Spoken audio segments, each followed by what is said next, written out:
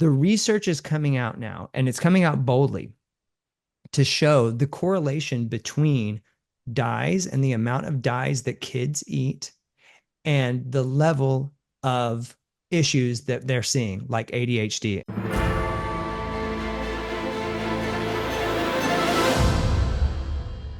Hello and welcome to another episode of Neurodivergent News. We are so excited today. We have with us a phenomenal guest. He is a certified functional nutritionist, and some of you may be familiar with him from his own show here on K-Fred. I have with me today Chris Pratt, not the actor, but just as amazing. Chris, say hello. Hey, Deanna, thank you so much. It's good to be with you today. And although I am not the actor, I was here first, so I claim the name. Yeah, I can get down with that. So, certified functional nutritionist. You are the first one I've had on the show. Can you tell us a little bit about what that means? Sure. So basically, you know, it kind of means a lot of things. The certified part just means that I've gone through a formal course and a formal training, right? Right. By an accredited university. And then the functional nutrition, what that really speaks to is using nutrition in a functional way, right? So, in other words, using nutrition to help alleviate symptoms, to help inflammation in the body, whatever the case may be. So functional nutrition is about using food beyond the scope of just I'm hungry, let's eat, right? But it's actually, I like to think of it as replacing medicine with food in a lot of ways. Now, I mean, of course, that's not always the perfect thing, but for the most part, it's using food in a very practical way to get the body to function correctly. I would imagine it would also, you'd have to have a fairly deep understanding of what individual foods can do for you. Yeah, it is, and there's so many foods, and people are so different. And I'll be honest, the biggest thing that I've learned through all my training is that there's not a one size fits all model. Like everyone is so unique and everyone is so different. And what works for one person with one condition may not work for another person with the same condition. So it's really about understanding the person and holistically looking at their body, their lifestyle, their stress levels, the environment that they live in. There are so many factors that affect our health.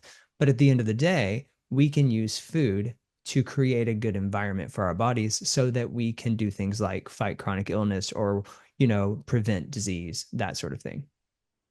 Well, I know when you and I spoke previously, I had asked you, do you have any special knowledge about how the gut health and what we can eat can impact neurodivergence?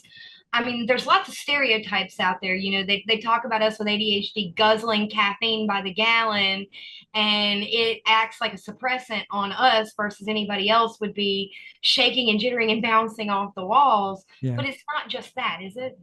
No, there's so much more. Okay. There's so much more. And the interesting thing is, most people don't realize that 90% of the chemicals in our body, like serotonin, dopamine, adrenaline, all of those are built off amino acids. And amino acids come from the foods that we eat. So, really and truly, our emotions, everything that's happening chemically in our body is originating in our gut. It really is like you are what you eat. We've heard that for years. But literally, whatever you're ingesting is the only thing your body really has to work with to produce what's needed for homeostasis, which is complete balance, right? And so that's where we're starting to see so many issues nowadays, not just in people who are, say, neurodivergent, but just in people, is because the things that we're putting in our bodies, sometimes our body doesn't even recognize it as food and it doesn't even know what to do with it. So instead of processing it and using it to create building blocks for our systems, it literally looks at it like toxins and waste. And then our body responds in an inflammatory way. So, it's important the things that we eat because those amino acids and how that works, it's going to start to build those emotional connections in our gut. And then our gut sends signals to our brain. One interesting thing, since we are talking a lot about neurodivergent people, is that 70% of all people that have been labeled with some sort of neurodivergent issue, they have some sort of gut imbalance or issue. Now, to me, like that's a major red flag, because I'm sorry. I can believe it. I know how picky of eaters we are with textures and tastes and all sorts of different. I can believe we're unbalanced. Yeah. And then the question becomes the things that you are eating, is it compounding to your sensitivities? Because you don't have that array of nutrients, the diverse microbiome. And so therefore, like your body is literally grasping all the time, trying to find what it needs. And that I can only imagine would begin to cause all kinds of chemical imbalances in your brain. Well, I know one problem that we have is serotonin regulation. We have highs, we have lows, and it's almost unpredictable. Could that be something that could be solved with diet? I do believe that in a lot of cases, absolutely. I personally believe, and I've seen it in my own life and in the people that I've worked with, diet almost moves everything in the right direction once you start getting the diet fixed. And again, what is the diet? Well, it really depends on the person. You know, I personally, I eat a plant-based a diet. That for me, that was what I chose to do. There are some people that just say like I can't function that way, and maybe they can't. I am not someone who said, "Oh, if you're eating an animal product, you're going to be unhealthy." I'm not necessarily saying that. I will say you need to question the quality of animal product that you're eating, just like we've got to question the quality of plants that I'm eating. It all runs hand in hand. And the hard part is we're living, most people that I think that our audience goes to is Americans, and we are living in a really sick society. And I that's kind of a play on words because there's a whole lot of people who are doing things that are, in my opinion, very diabolical. And they're serving us things and marketing things that are not food and telling us they're food, and we're believing it. Do you have a And few examples? oh, sure. Like, let's take, for example, anything that has a dye in it. Okay. Okay. Like dyes are detrimental to the body because the body does not know what to do with them. They are toxins. And the reason is because they're chemicals. The dyes Mhm. are petroleum based. We are literally eating petroleum based products whenever we eat that stuff. Wait, And wait, they're oil based? yeah, absolutely, because that's where the money is. That is outrageous. It is. And the research is coming out now, and it's coming out boldly to show the correlation between dyes and the amount of dyes that kids eat and the level of issues that they're seeing, like ADHD and autism, for example. And the graphs are completely parallel. As the amount of dyes go up, the amount of incidence of ADHD, autism diagnoses go up. And so it's quite fascinating. And the scary part is these dyes are hidden in so many foods. Now, I personally and in my family, we avoid ultra processed food at all cost. Okay. And what I Hmm. mean by, okay, because there's processed food. So take something like a spaghetti noodle. Okay. Spaghetti doesn't grow out of the ground, right? But wheat does, or whatever the grain is that it's made out of, because now you can get like chickpea noodles and lentil noodles and all kinds of things, right? But then it's processed minimally in a way to put it in that form. Okay. So we will eat food like that. We try to eat as much whole food as possible. And when I mean whole food, I mean like literally like a stalk of broccoli, right? Hmm. Something that doesn't have to have a label on it at all. Like you don't go to the store and find a label on your carrot, right? Because you know what it is. That's a carrot, right? They've added nothing, they've taken away nothing. It just came from the ground. But if you go into the center of the grocery store where there's boxes and cans and bottles, you're going to find a list of ingredients. And when you look on that list, if the first of all, if there's more than two or three ingredients, I don't even touch it. But then I'm going to make sure that those ingredients, they're things that I know what they are and I know where they come from, right? So if I'm going to look at my spaghetti noodle and it says whole durum wheat, okay, then this was wheat and they've processed it into spaghetti noodles. I get it, right? But when there's a laundry list of things and suddenly it's things that end with like "ide" or, like all these acronyms, or we've got dyes and we've got numbers, like what in the wonder, why are there a list of ingredients that are numbered? Like number 40, number two, like what does that mean? That's because these things are all synthetic. They've all been processed in a laboratory. They're not food, they're chemicals. They're chemicals that have been deemed safe to consume. But who deemed that? And how do we know for sure? Because a lot of these things haven't been around long enough for us to even know what they would do to our bodies. I would be concerned just for the fact of if each of the individual chemicals has been deemed safe, what about when you start crossing them together because you add two products that they didn't test chemical A and chemical B, but now they're integrated? Great example. Great example. And right now, nobody knows. Like that's a great example. That's a great question. And so, the scary thing is this stuff is packaged so beautifully in a way that makes it feel like it's good for us. Even like so-called health foods, it's scary what's going on. So, if you walk the grocery store aisles, okay, like let's take, for example, the aisle with breakfast cereals. Right. My suggestion is that you make your own breakfast cereal using, rolled oats.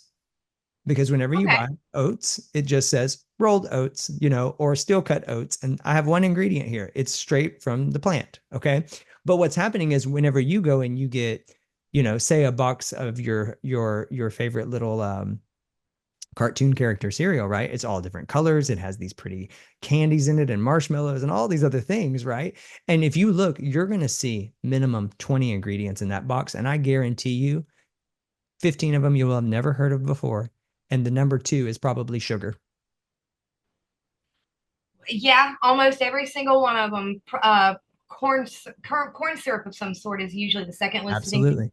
Absolutely. And see, what people don't realize is in order for food to be to have a longer shelf life so that it's not so perishable in a way, okay? And that's what we're talking about ultra processed foods. They have to take out the fiber because fiber is what causes food to go rancid. So whenever they take out the fiber, they've taken out almost all the nutrients and the flavor.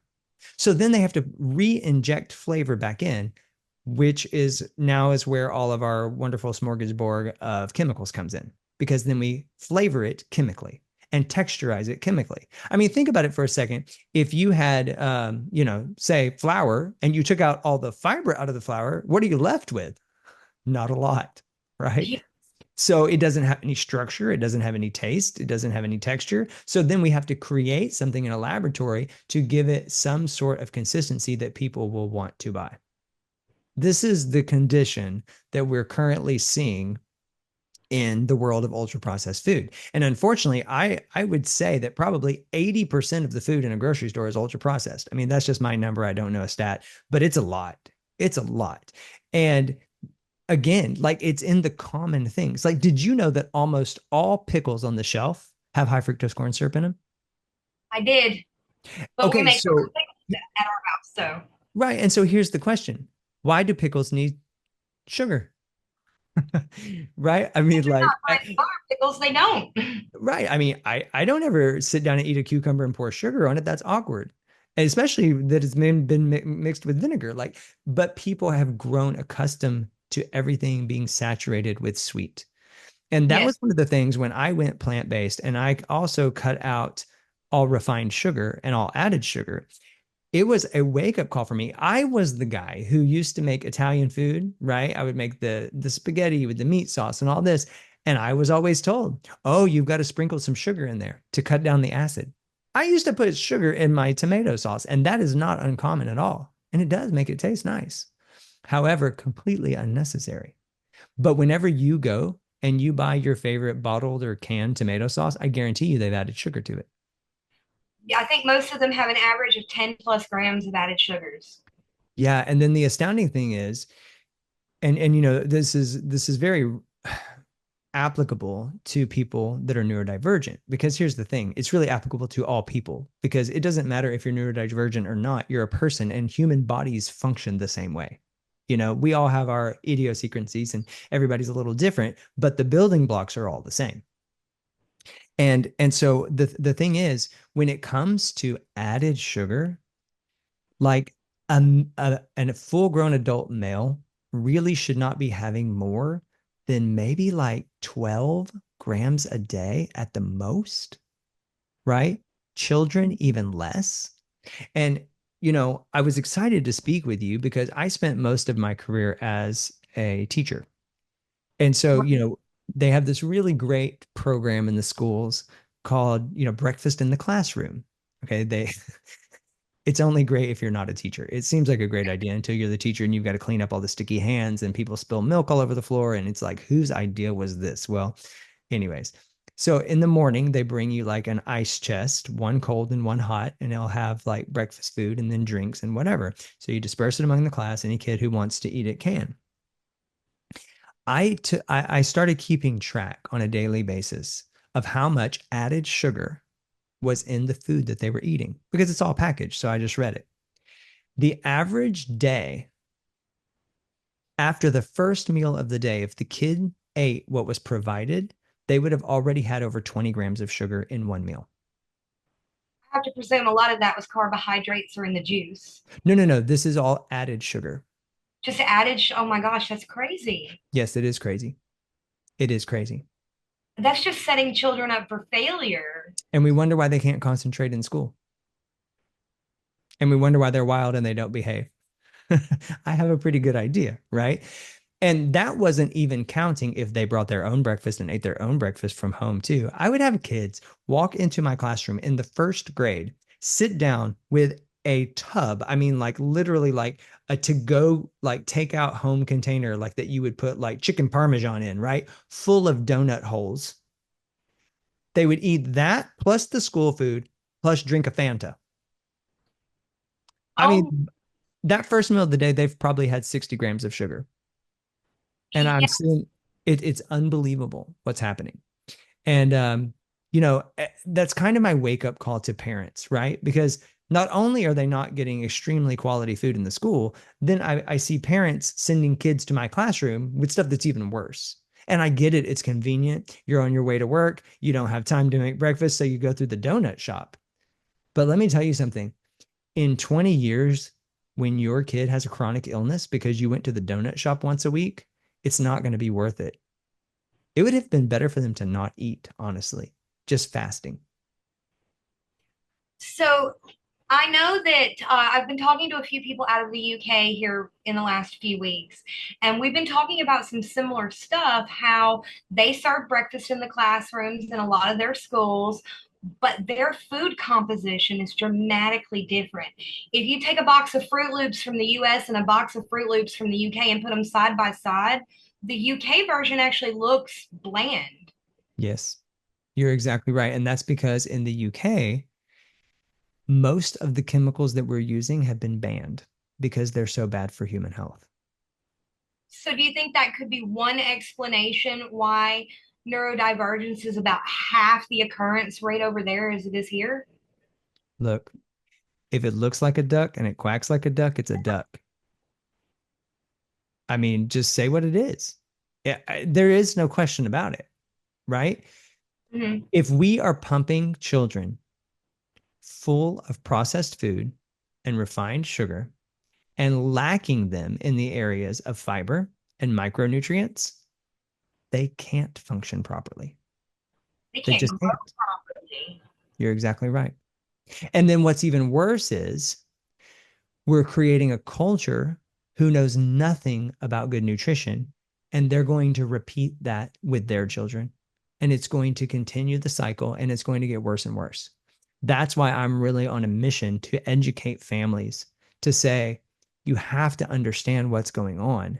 And you have to realize that food is your medicine or it's going to be your disease.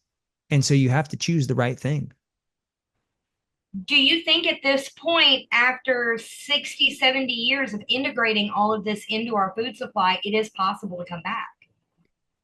That's a good question. My heart wants to say yes, because it is possible. It would take the most amazing grassroots effort. And I think there are people leading the way. I see it happening. And now with social media becoming so powerful, we are starting to hear more and more. We are starting to learn more and more. And it's harder for us to be hoodwinked, if you will. Okay. Mm-hmm. But really the only way it's going to change is when people like me and people like you say, I'm not buying that stuff anymore. I'm just going to buy real food. And you know what? Whether or not it changes the system won't matter because it'll change us. So we are talking about benefits, not just for neurodivergent individuals, but for entire families, neurotypicals. I mean, it's community mentality that we need to be changing. Absolutely. Because at the end of the day, sure, I think there are some nuances with neurodivergent people. And I think that it's powerful to look at those things. I'm not opposed to that. But really, the problem we're facing is societal. It is not just the neurodivergent population, although we are seeing an increase in that population.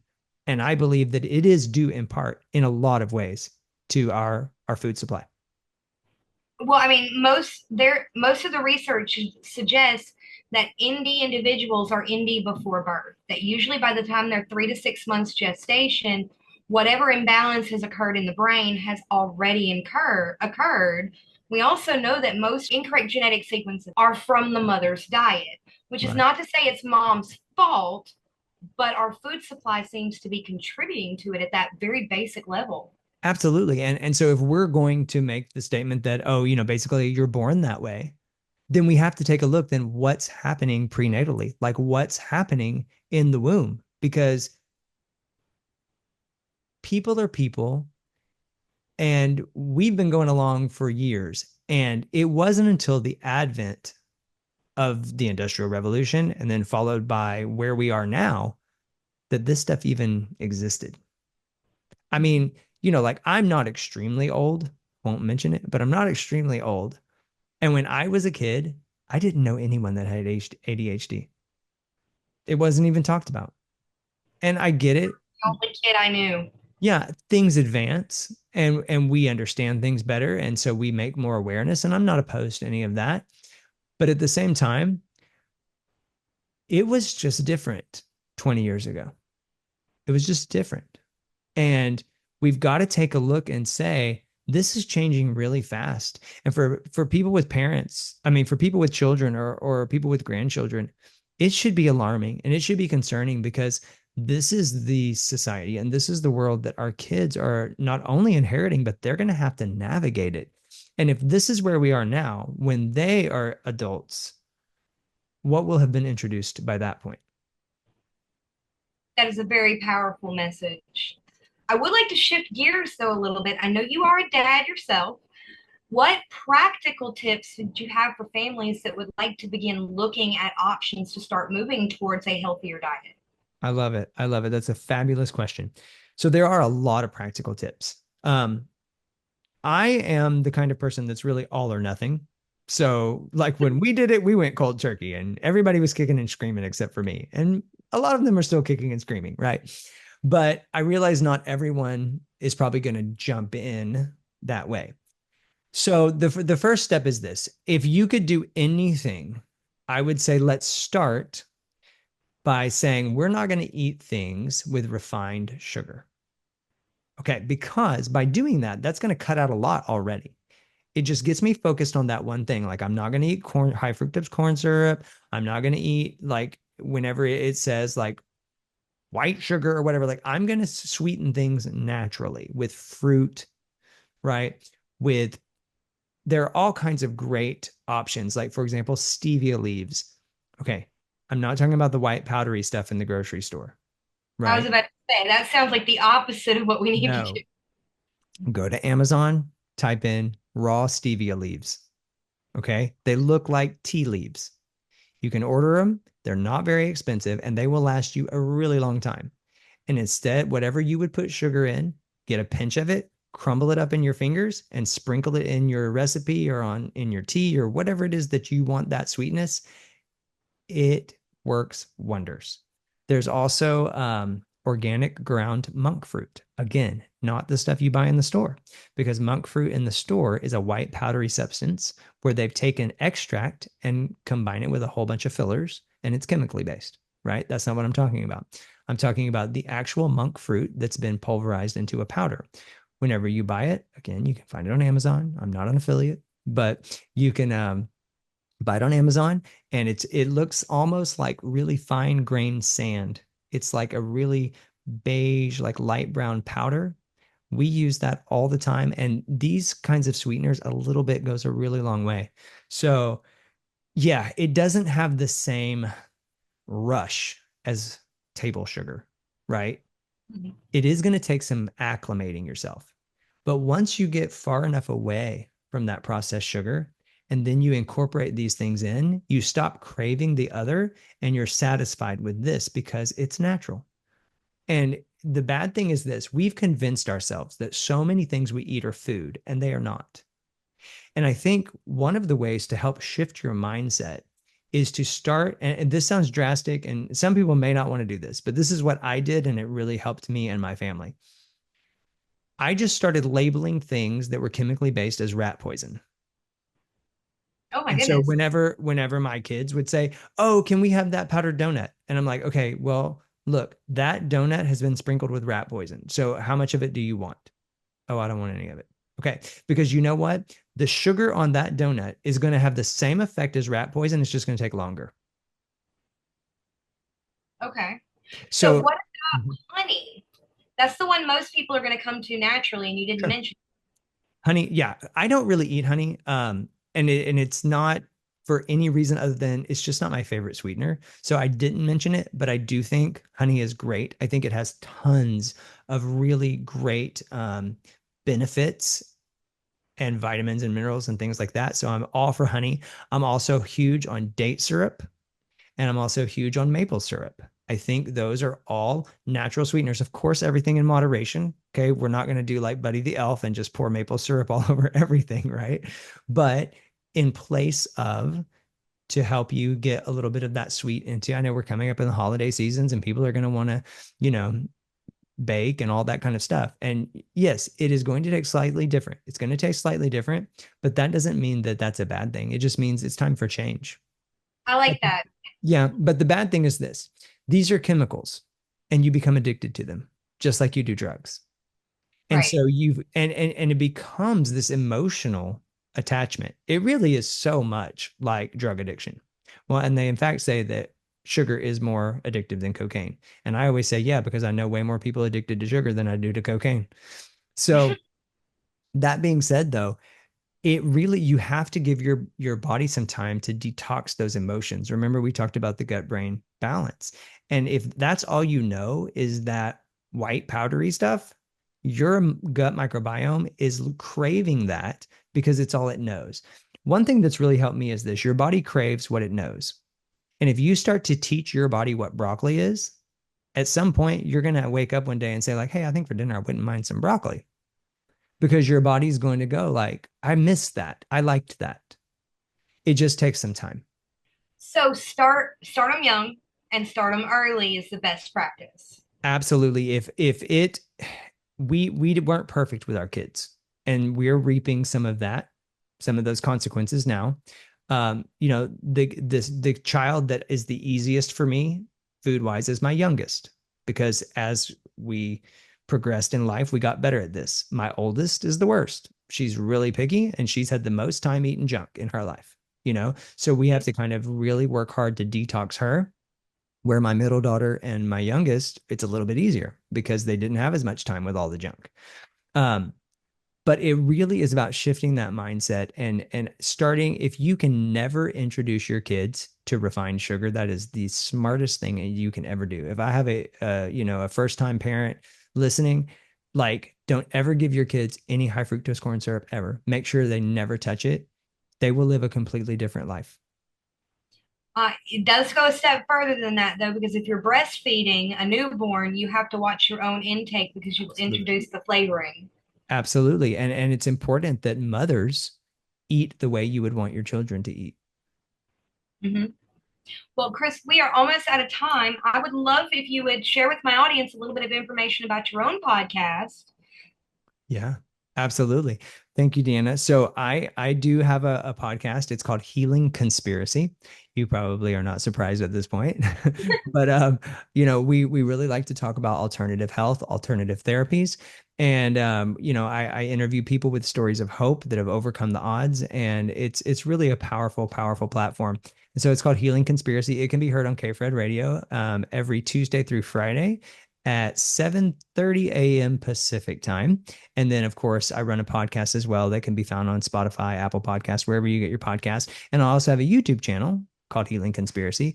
And not only do we run the podcast on there, we also have some exclusive content that you can only find on the YouTube channel. So we'd love people to check that out. Also, you can contact me at The Plant Adventure. That's my other brand where I do kind of the nutritional stuff. And I have all kinds of educational things on there and opportunities for people to learn. And if I can help you in any way, I would love to be a resource. So that's www.theplantadventure.com.